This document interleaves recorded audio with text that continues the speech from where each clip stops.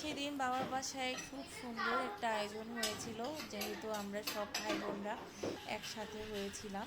আসলে সব ভাই বোনরা যখন একসাথে হয় তখন এতটাই ভালো লাগে। আর সবাই একসাথে ডিনার করতেও কিন্তু খুব ভালো লাগে। অনেক রকমের আয়োজন করেছিল সেদিন আমাদের ঘরে। আসলে পোলাও, ডিম, তারপর পেঁয়াজু, যেটা আমরা সব ভাই বোনরা কিন্তু খুব মজা করে পোলাওর সাথে খেতে কিন্তু খুবই পছন্দ করি। সালাদ করা হয়েছিল, তারপর চিকেনের কষানো, যেটা খুবই স্বাদ হয়েছিল খেতে। আর আর আসলে আমরা সবাই যখন একসাথে হই, সবাই একসাথে বসে খেতে খুবই ভালো লাগে।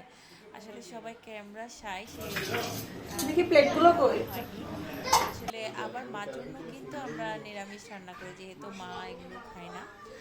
আর রাতে কিন্তু আমরা একটু সবাই মিলে চিকেন ফ্রাই আর স্যুপ করেছিলাম, যেটাও কিন্তু খুবই মজা হয়েছিল। বাচ্চারা খেতে চিকেন ফ্রাইগুলো কিন্তু খুবই মজা পায়, সেহেতু বাসায় আসলে বানানো হয়েছিল।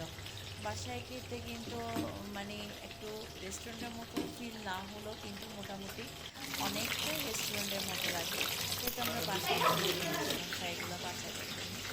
আপনারা কে কীভাবে সময় কাটাচ্ছেন Che আমাদেরকে flavor জানাবেন। esce? আজকে এই কেন ব্লগটা করছ? এতটুকু পর্যন্ত।